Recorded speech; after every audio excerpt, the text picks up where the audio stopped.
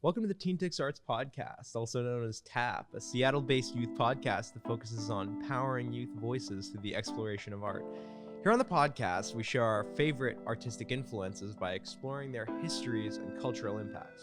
But not only by offering our perspective as teens, we interview artists, from emerging youth artists as well as ones well established in their career.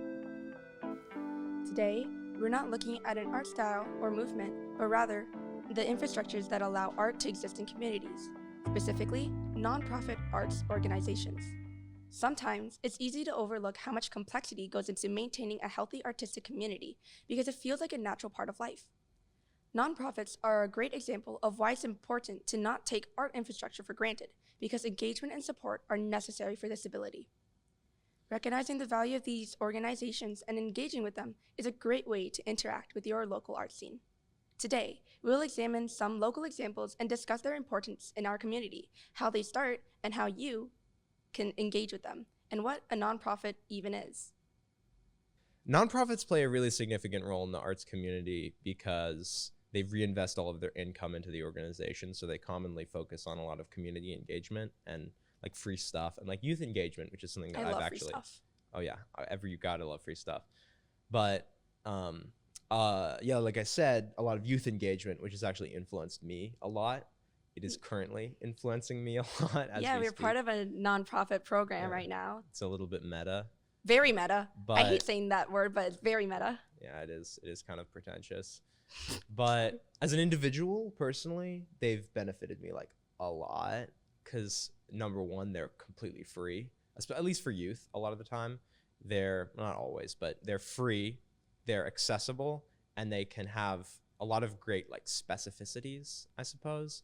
They get kind of niche very fast. Exactly. It's like I am currently in a electroacoustic classical music program for teen composers. And that's really not something you find all the time. And that is not something that you would be able to have without a nonprofit, because I don't exactly know if it's profitable. I don't know how many there are teen electroacoustic composers who would like give money for a program like that. But yeah, that specifically is called Merriman Ross Young Composers Workshop. And it's very, very accessible. And like you said, it's very like niche. Yeah. Currently, I think my brother was a part of it a couple of years ago. Oh, really? Yeah, I don't remember what the workshop part, like the exact specific name was, but before you, like, I've heard of that name. That's cool. So. Yeah, well, small world. Small world. But this season, it is focused on electroacoustic music, which blends electronics and acoustic instrumentation, which is really interesting, is because that's actually something that I've worked with before. I work with a lot of like modern classical music, as if you're an avid listener, you would know. But this specifically, is focused on electroacoustic music. And it's the coolest thing about it is you actually get to work with members of the Seattle Symphony to premiere the works. I bet you're like really like getting a taste of what it feels to dip your toes in more professional scenes now. Oh yeah, musical deadlines. Not experience with them. But yeah, it's really, really cool, and it's benefited me a lot because it's been free, very accessible, and as focused on an interest that I honestly wouldn't expect to be anywhere for youth. I wouldn't expect there to be programs like that out there, because it's just so specific and weird, and it's like right in my backyard. It's a really amazing opportunity. But yeah, the premiere is actually going to be pretty soon, so keep an eye out for that. Little it's plug, be pretty cool. plug. Yeah, but that's a way that nonprofit arts organizations have very much influenced me personally. Other examples are like the TeenTix Newsroom. I'm not part of the TeenTix Newsroom, but this program, the Teen Arts Podcast, I feel like has been like something that's been pretty influential on me this year specifically. I've been able to like meet you and Blue and Ashwari, and I feel like I've gotten a little bit more taste of actually having to meet deadlines and there being a problem of not meeting deadlines, especially if you don't have a script written out. So I feel like, at least for me, it's been amazing to join this program. Like you said, it was free, and I love all the things that TeenTix is able to provide, and I don't know, it's so meta, but oh my god, I love you, TeenTix. World Yeah. domination. TeenTix world domination. It does sound a little grand leadery. It's like, TeenTix is the greatest organization. Please don't cut me I out of your love programs. TeenTix. Sign up for TeenTix. But speaking of TeenTix, Yes. the TeenTix newsroom, which is a similar but, actually in many ways different organization. It's still influenced by the arts. It's about, you go out to various arts events, Right. like all kinds of stuff. I've done music, movies, like youth theater festivals about gun violence.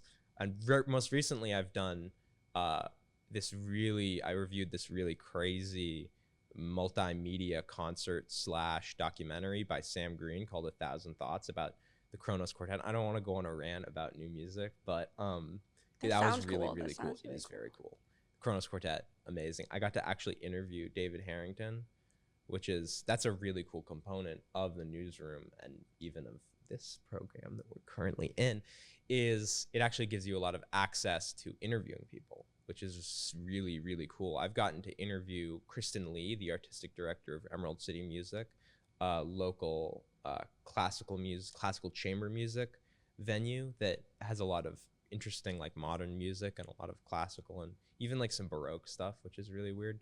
But it's very diverse, very eclectic, and super intimate and small. But I got to interview the artistic director, Kristen Lee, which was like really, really cool. And I probably wouldn't have been able to if I wasn't attached to an organization. It's like when you reach out to someone and you're like, it kind of like builds connections, Yeah. On a similar note, like I am working with Bellevue Arts Museum, and actually for I think our first episode, one of our co-hosts, Ashwari, actually interviewed an artist who had a exhibit at Bellevue Arts Museum. So I think that ties in all perfectly about like how like these nonprofit organizations like allow not like just teens but everyone to kind of reach out and meet new people of the community. And I guess I could segue that into my experience, because I feel like not only have like the learning aspects of nonprofits really benefited me, but for me it was more so the community building that really like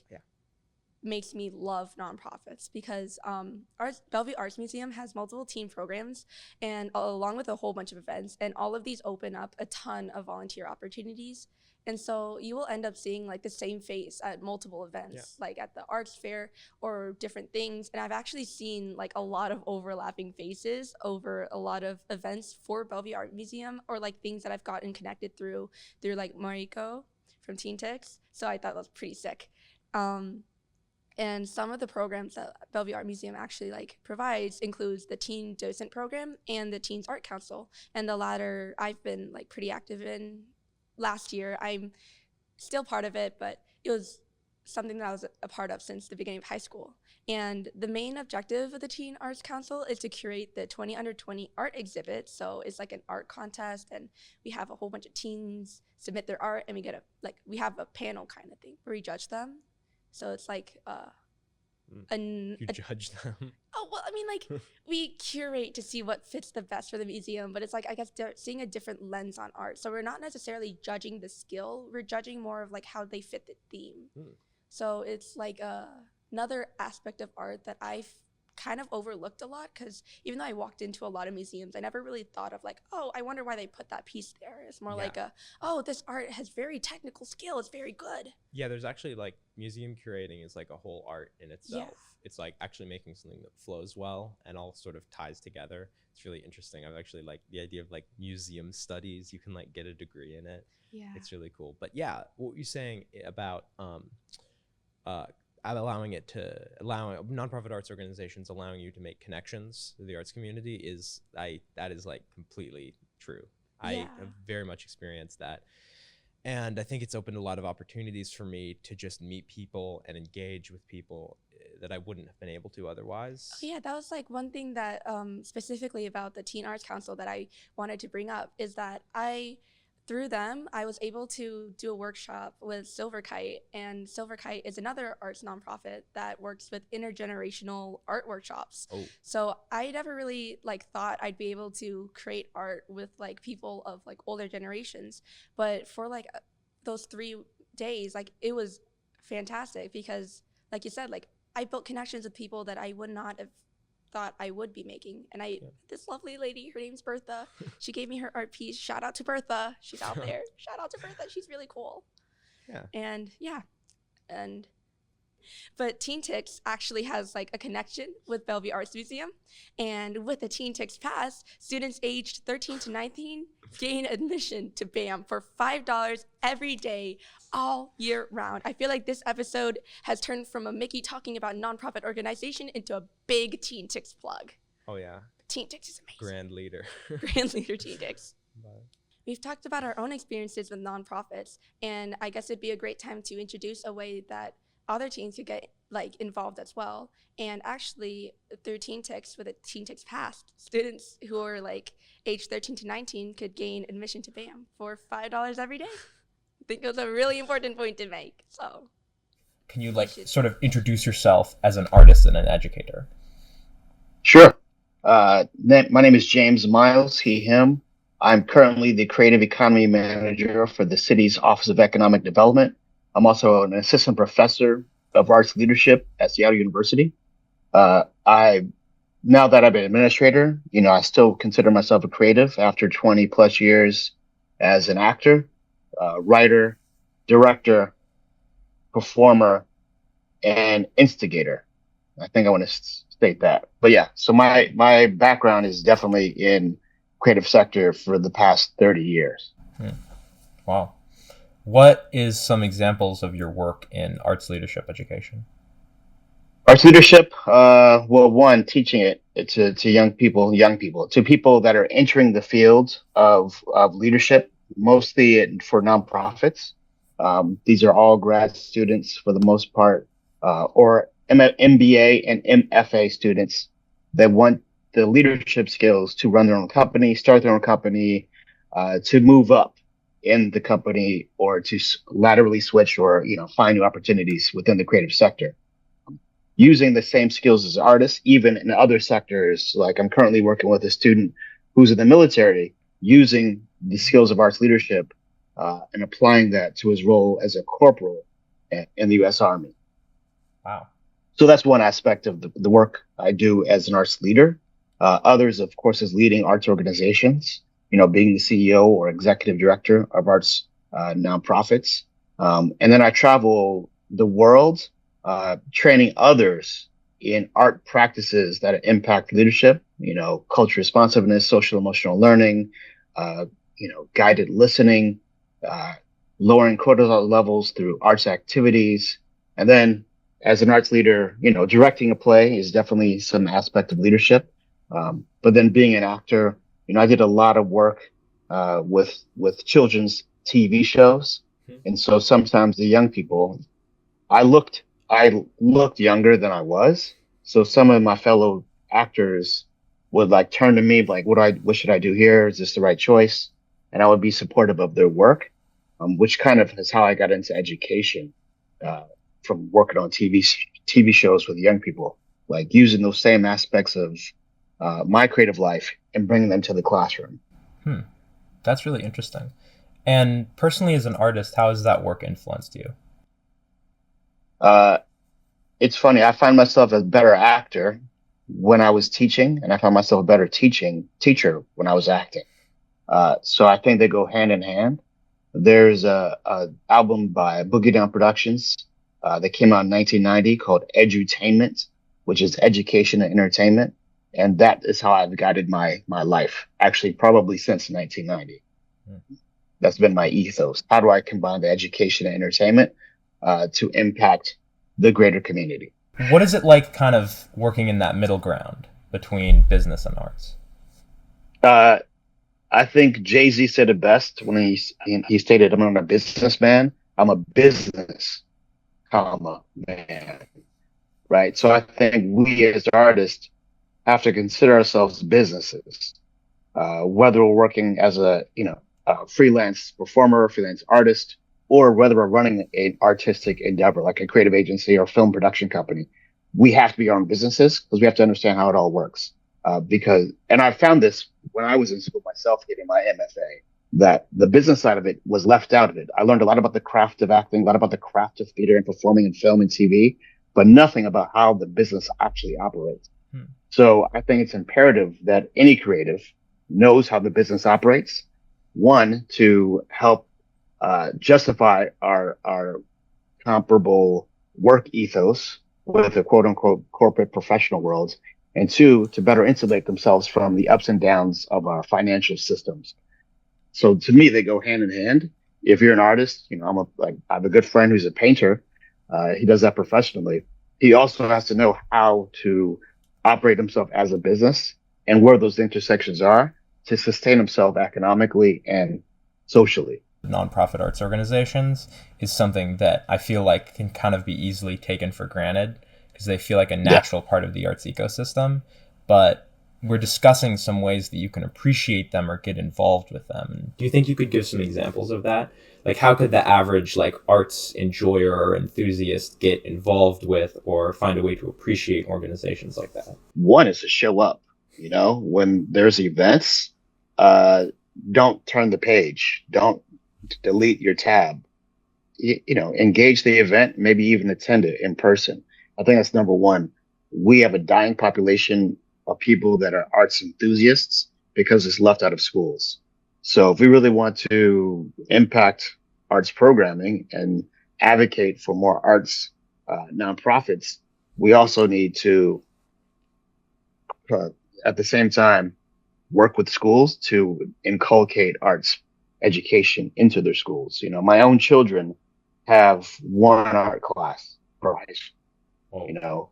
Very little art classes in middle school, if any. So why would they ever become arts enthusiasts? Why would they ever go to the theater, go to the symphony, go to the ballet, go to see live music if it's not something part of their school ecosystem? And that's what nonprofits, generally arts nonprofits, do, is they fill the void of what's missing in schools and or in society. A great question is to ask, what if all the nonprofits stopped working? There'd be no TeenTix, right? There would be no theaters to attend, no music venues to attend, no ballet. There would be no festivals to go to. There'd be nothing for people to engage in that uplifts and entertains and educates. So without the nonprofit ecosystem, we are missing not just the creative aspects of our lives, the cultural aspects of our lives. When we look at our history and even our current present day, what is under attack is the creative aspects. Books being banned, films being banned, eliminating TikTok, stopping celebrities from speaking their minds. These are all the work of artists. So if you want to make a fascist society and have, people turn into lemurs, it's easy. Cut out the arts, cut out the creatives, because that's what's keeping us together. That's what connects us universally. Even when we have differing opinions, we can still come around the same. We can have a conversation about the art itself. And that itself is central to our human and civic engagement. Yeah, I really agree. I think that's really well put. I think that arts itself is somewhat inseparable from justice, I think. Yeah. And social change. And something that I'm kind of interested in is, how does your motivation to create changes in your community and society personally influence your art and your education? It influenced my art because it's a way to express myself without using, a literary paper or academic paper, right? It helps express emotions for words that cannot be defined. Even for those that are poets and prosaic in the work, sometimes it's simple, like, I don't like this because isn't effective. We as artists, and especially as literary artists, have to craft an allegory into that. That's why 1984 is still on the reading list, right? That's why the Animal Farm is still on the reading list. When you talk about communism and fascism and capitalism and classes, it's not about animals, right? It's about society. And that's why it's always on the reading list. So it's important to me because I mean, I wouldn't be alive if I wasn't in the arts. It saved my life many times over. It's helped me navigate many of the ups and downs of my own life. And I see that happening for anyone I know that touches the creative sector. It helps them say like, oh, okay, things aren't as bad. Yeah, that's really interesting. So I imagine you've worked a lot with aspiring and beginning artists and youth and stuff like that. How's that influenced you, like working with younger people and seeing the new generation develop? How's that influenced your art? It helps me grow as a person. You know, when an elder like myself works with a young person, I can then communicate with fellow elders about the world in which we live in and help sustain a better ecosystem for our future. When a young person has knowledge of the work we do as elders, they're better situated to working into the future and collaborating with those that are older or different from them. That's super interesting, and I really do solidly agree. I think that art allows us to bridge generational gaps as well as ideological ones. I think that how you were talking about it going alongside with the more analytical side or political side of our society, I think that art is what allows us to bridge those gaps between people. Yes. It's what we'll always all be able to relate to and understand. It's very fundamentally human. So I don't really think you can take it away in a way. I think that you can take away people's voices and people's motivations to create social change, but I don't think you can take away their motivation to create art. What are some direct examples of how your work has benefited your community? Like, have you ever really seen a way that it has gone from your education to something bigger? I've had many jobs, probably more than some people have in several lives. So I'll start backwards. My work now, work for the city of Seattle. I'm currently investing in 5 organizations that are doing workforce development for people entering or in the creative sector. So I see a direct correlation to people like I'm supporting them financially and also through guidance of how to better create a ladder into our industry and to keep employment. So that's the work I do in the city of Seattle. Also creating convenings for people to get together and have conversations about working in the creative sector, making collaborations, and also growing their business. Those are 2 separate things that I'm currently doing. In addition, in this office, not easing, but facilitating conversations around barriers people face, permitting, policy issues. What is my role? What is our role in the Office of Economic Development to support those individuals and those companies so that they can do business without the stressors of like, will I be able to pay rent this month? Going backwards, being one of the co-producers of Bumbershoot, bringing joy to people's lives. You're bringing creativity and the arts back to people's lives. I think that's something you see, after Bumbershoot ended and the next day, the response was like, oh, finally, our culture is back in Seattle. That was not an overnight because it took years to plan, but that was something you like, oh, I see the impact. People are responding to it. They want more arts and music in their city. How do we do this as a region?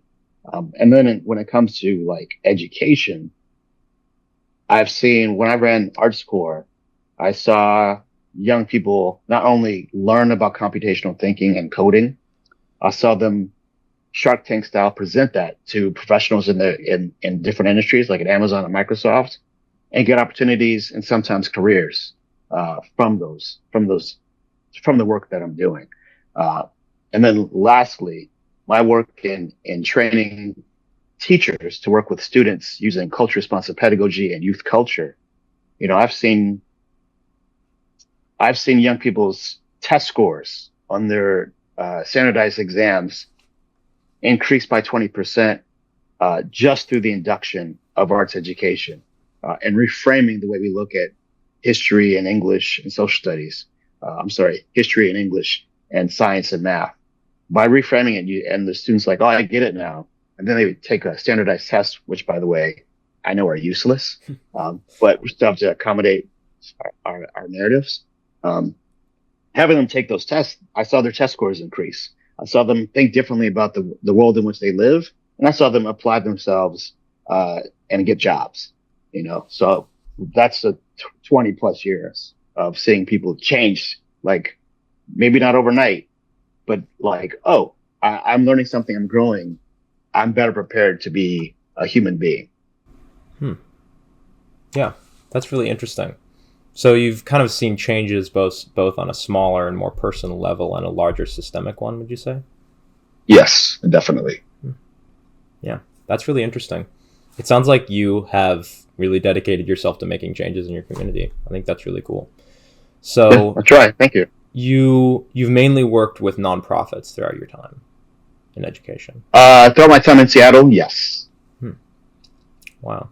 And can you tell me about some sort of systemic aspects of a nonprofit organization that people commonly overlook? Like, what are some what is the more functional side of a nonprofit organization that commonly people don't understand, would you say?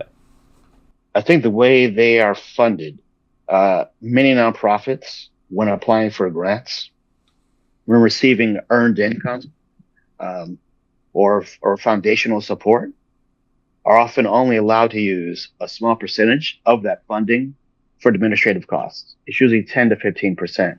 At the highest, it'd be 20%. Wow. That does not fund a nonprofit. So nonprofits have to get unrestricted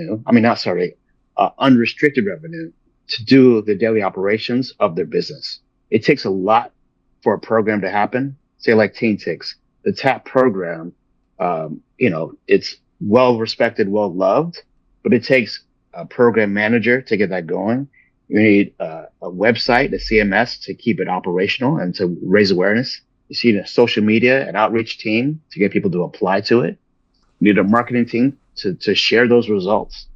You need a person that's raising money to keep that program funded. You need to pay the educators working those programs. Often those costs are not explicit, are not hidden, are not open to everyone.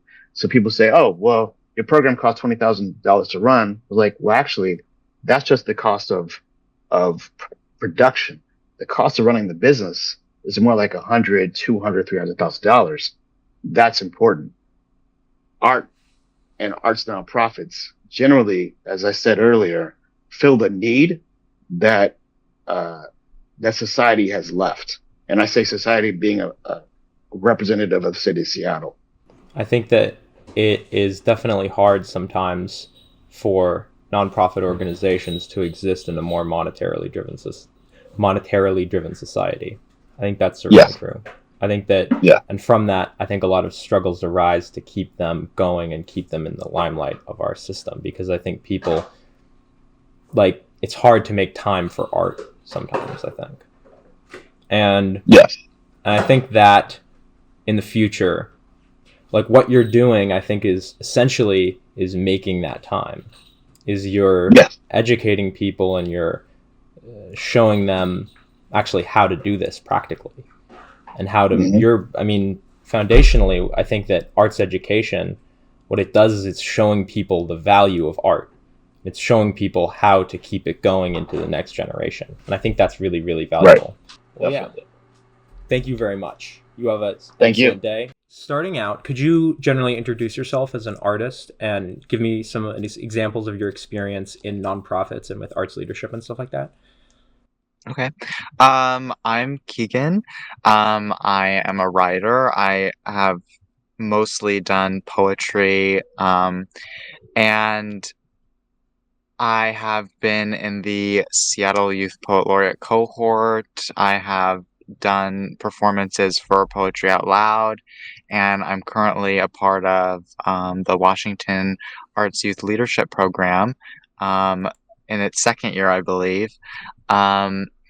And I love being able to be engaged in the arts and find little communities like this and get to talk to people who are also interested in arts. And it's something that's been very self-motivated from the beginning. It wasn't really something that, I know a lot of a lot of my peers who've done this, they've been very motivated by like maybe like their parents of like having a good diversity of on the resume, but I just kind of found these just by researching them and just different methods. Like I found whale through one of the people at SYPL. So and when I say whale, I mean Washington Arts Youth Leadership Program.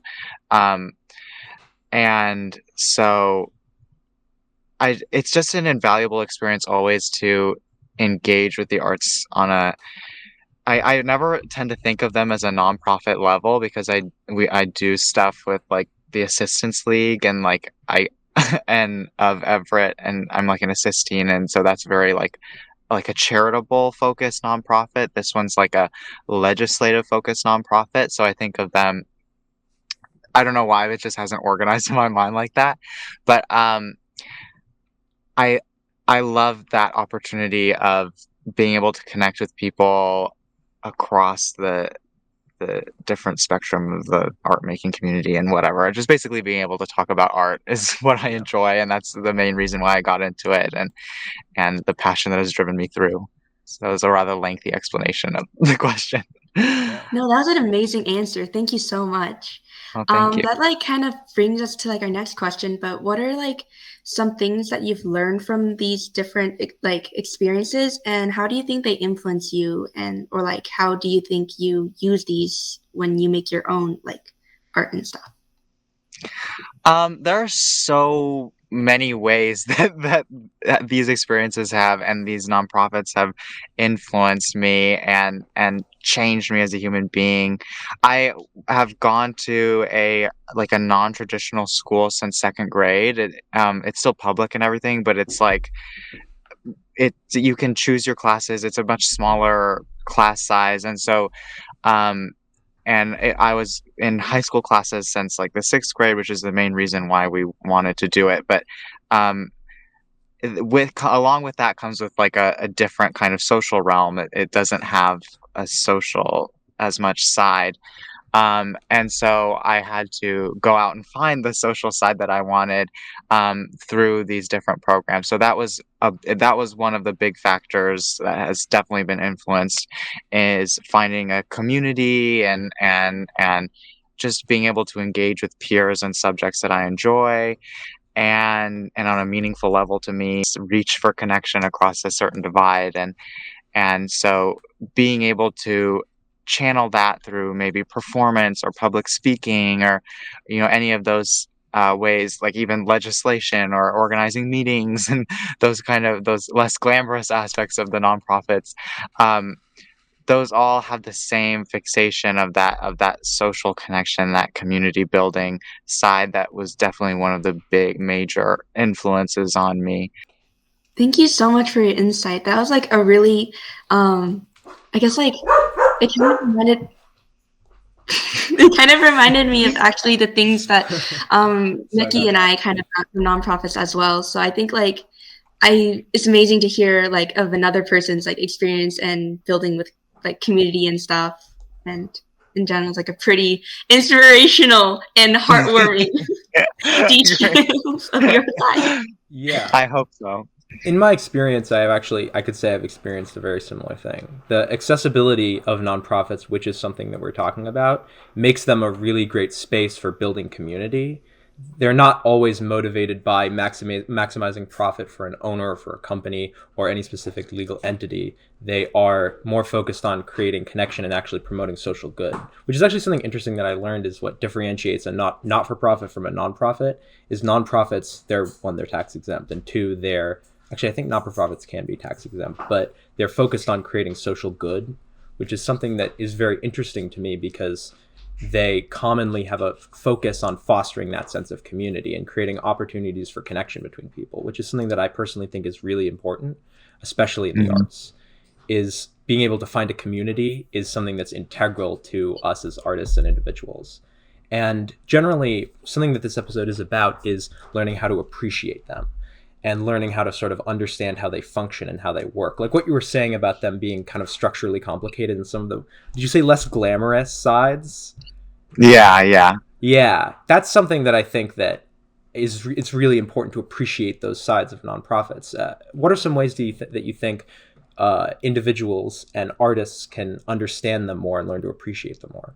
At that, looking at the legal side, I think artists can learn to appreciate that by understanding the creativity that goes into like law. Like there's a lot of nuance, and if you look at the way law, I like history, and if you look at the way like laws change and different social norms, groups, institutions change, there's a lot of individual and collective influence that has a lot to do with, creativity, like creative visionaries looking at ways things could be,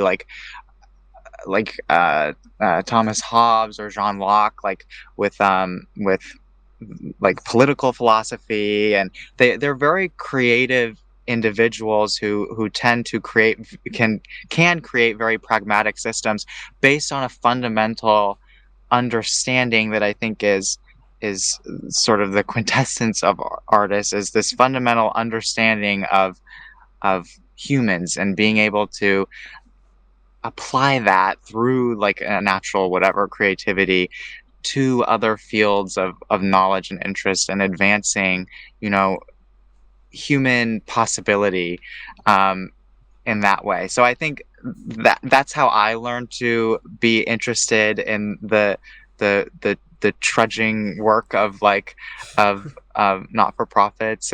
I guess that kind of like brings like a nice opportunity to kind of, I guess, open a dialogue of our own. And especially like when you brought up like political philosophers, like I think you mentioned a little bit of how a lot of it is kind of not just a reflection of the time, but also their observations and own critiques and their creative approaches. So I wanted to slap you with this question, and it's kind of like, I guess, nonprofits are super like accessible and honestly like amazing and all that, but I do like sometimes it's nice to kind of like look at all aspects of things. So how do you think like arts nonprofits can better support like youth and teens specifically, if any, unless like there are none, and like, but it's always great to kind of ask these questions, I guess. Yeah. I think this is a complicated question. I think it's a good question. I think a way that not-for-profits can engage better with youth and teens is by one of the things that I've really appreciated about being a part of a nonprofit like this in this way is what I said before, the sense of community and being able to like get out of like just very simply get out of the house and engage in social activities that are meaningful to me as a person. And I think that non-for-profits could maybe focus more on the tangible aspects of the craft. So like, and what I mean by that is like the basically, for lack of a better term, the product of what the not-for-profit is creating, and it's creating a lot of social good, but like it's like, let's look in what ways. Like what my favorite part of like the Seattle Youth Poet Laureate program was being able to perform at like the Seattle Arts and Lectures, like guest speakers. When they'd have guest speakers, they'd all have an introductory poet who could go and perform some poetry, and so. And my favorite part of Whale has been being able to perform at the Teenie Awards, and being able to find other places that are actually that are not online. Basically, the majority of non-for-profits in my experience have been like entirely digital, or just is sort of tenuous in that way, like a digital communication, digital work most of the time. And I think that they do that because it is more accessible to teens, and it's definitely more accessible for recruiting and engagement. But I think that a way that isn't necessarily is kind of tapped into, but not super tapped into yet, is that kind of like third spaces part of like creating the space where we can engage with each other in the physical realm. It's different, you know, and I think teens crave that, and they don't always know that they crave it, but I think that they do, based on my experience and the people that I know. And I think non-for-profits could be a little more bold in advancing those physical opportunities. Yeah, I definitely crave those like like those spaces, and I guess that's just. Oh, sorry, Mickey. Did I cut you off? Not at all, no. Oh, well, I just wanted to say I love talking about this, but I think I'm just gonna like let my excitement like a little down because we do have other questions to get to. Oh. Yeah, I think I agree. I think that in a time where accessibility of basically everything, information and interaction, is vastly increased by, you know, basically online technology, I think that it's very important to still value in-person spaces, both social and artistic, because I think in the end they're the most valuable, and they are what is going to change us as people and as artists the most. Like, for instance, TAP itself is we always meet in person. I mean, we have a Zoom alternative when like my car breaks down or something, but which has happened, but they're always in person. And in my experience, actually, I think that vastly does improve like the synergy between different members and the different artists. I think that it really does add another layer to it. I would really agree with you on that. So I think that nonprofits, the way that how they benefit teens, I think that that's a really good example of something that they could target. So could you give us an example of a way a nonprofit, like a specific piece of art or one of your specific like poems or works of writing, that has been influenced by your work in a nonprofit, like something that has been made under it or something that has been made in a program or something like that, and how it was changed by that experience? I'm trying to remember all the pieces that I've made. One of the big ones was the one for the Teenie Awards. That was kind of I mean, that's the most recent, so it's the most salient in my memory. But that one was definitely crafted around the idea of celebrating artists and art. And I mean, it's called a natural celebration, and so it was that idea, that was the thematic fixation of that poem. And your question was how has nonprofits influenced my art, or what was there was another Like aspect of the question that I've not specific forgotten. piece. Okay. Like a piece of the nonprofit or a piece of the art that they've A piece of the impacted? art that you've made, like Okay. one of your works that has been influenced by your experiences working with something like YAL or the Seattle Poet Cohort, is what you said? Yeah. Or Yeah. like- Something that you've made kind of under like- it and how it was changed by that experience. Yeah. Well, Or one of maybe, the sorry. Oh, no, you go ahead.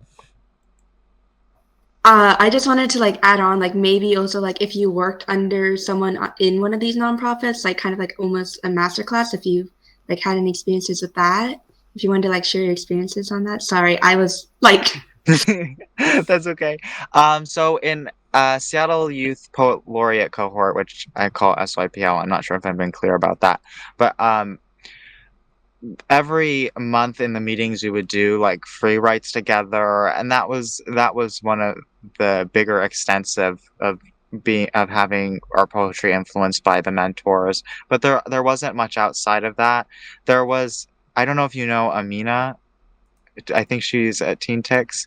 Amina Mughal, I think is her name. she's at my school. Okay. She was at TeenTix at some point, I thought, but she did a group poem with me and like a couple other people from the cohort, and that was a very tangible. It was about like teen experience, etc. It was, and I think she might have even done it for TeenTix. I don't know if it was exactly for SYPL, but that was a piece that was obviously very affected by other people's input because we wrote it together at the same time, all of our works influencing each other, and then Amina definitely helped, sew that together. And so that is a very uh, direct way that the nonprofits have influenced my writing. But now it's also a less direct way is like I tend to now when I write think of the way that it could be, spoken. I have to speak it to myself to understand it on that level. I try to understand it now on more of a verbal and less of just a simply like cogitative level of understanding reflection, understanding how, like, trying to find the different layers of or create the different layers of depth in a piece by giving a potential audience something that they can latch onto, and maybe if they're just hearing it in one sitting, and then other things that they can explore if they're reading it, in like on a piece of digital media or something, on like a text on a screen if they're reading it that way. So that's another way that it's influenced by writing. Yeah. I feel like that kind of relates to what you were saying about nonprofits giving you social opportunities. Is sometimes, and this is something that I've had in my own experience as a writer, I mostly work with like short stories and novels. I haven't done the most poetry, but is sometimes it feels like you can really get like trapped in your own head. Like it doesn't need any human element. It just takes you and paper and a pencil, or at least today, probably a keyboard. But so it kind of, sometimes at least personally, I can feel like I lose that human element that I personally find in stuff like music or like theater. Like they always require someone else to be working with you. You always kind of need a exterior perspective. And with writing, it doesn't always have that. And nonprofits, even in my experience, have been able to give that to me. Like I've gone to Interlochen, which was a writing camp, which I don't think is a nonprofit, but it's something that sometimes when you lack that human element, I feel like they really give a lot of opportunity to socially interact with your art. Because when you don't have anyone else, it kind of just feels like you're like writing it on the sanitarium walls. Yeah. At least me, that's something that I've experienced. I don't know if you've had that same experience, but I feel like they really do offer a social element to writing that can be easily found in a lot of other art forms, but not quite as much in writing because it's much more personal and internal. Yeah, that really reminds me of this line in Gerontion by T.S. Eliot. He says, like, I've lost my sight, hearing, smell, and touch. How shall I use them for your closer contact? And that seems, it's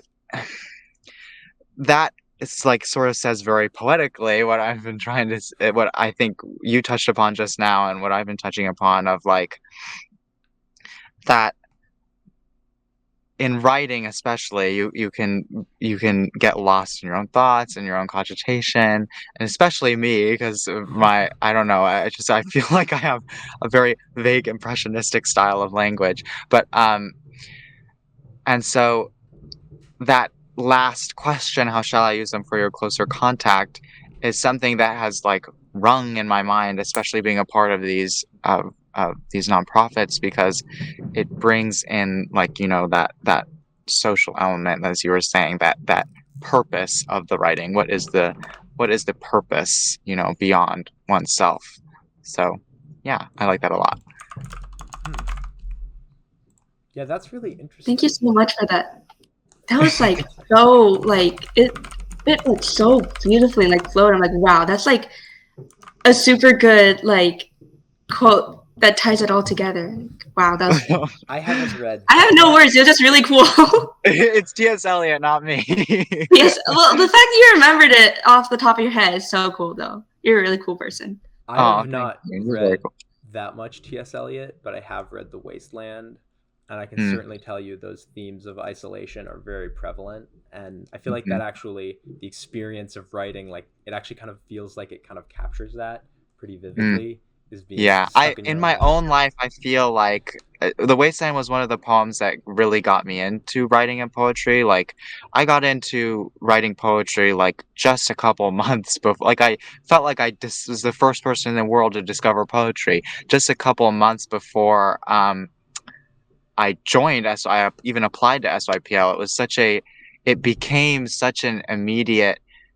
I had read like novels throughout my whole life and writing, and I really was into classic literature like ever since I was very, very young, and a little bit of fantasy. If there was like some whimsical element, I got into that.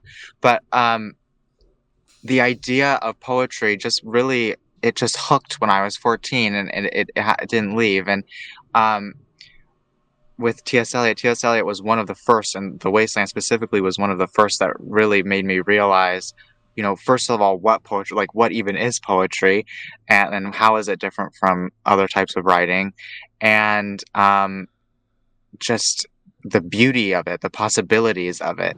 And I go back to The Wasteland constantly, and it feels like my own journey. Like, I feel sort of, as a writer, I feel sort of like Tiresias, old man with wrinkled dugs or whatever, but he sees all, and can has that sort of limited yet this presence, this omniscience that is sort of painful, and yet endemic to the self that everyone has, and that this sort of ambiguity, that is the truly beautiful part of writing, and the part that we we come into even more touch with by being in a community of writers, by getting to meet people who have also talked about these themes, or thought of these themes. And so yeah, that's another part of my appreciation of these nonprofits, trying to circle it back to the theme. Yeah, we got a little off track. No, I there. think it was pretty on theme the whole time. It was like a Well, thank you. great little like finishing touch, because I think we are like kind of coming up on our end of the end of the time we have, but those are like some really answers. Oh, actually, unless Mickey's got some other questions, but I was kind of feeling like this was like a wonderful way to like wrap it all together with that final insight, especially because I heard some cool words that I heard before, and I was like, I need to look these up I real didn't quick. get to talk about Walt Whitman. I'm just kidding. Yeah, I'm good. I think that was really interesting. I don't have any other insights to add. Thank you so much for sharing your perspective. Once again, a big thanks to Keegan York and James Miles for joining us for this episode. A special thanks to everyone behind the scenes who helped make this happen, especially the Vera Project for the recording space, Ground Zero Radio for their help in producing TAP, and Totem Star recording artist Lily Indigo for the music you heard at the beginning of this episode.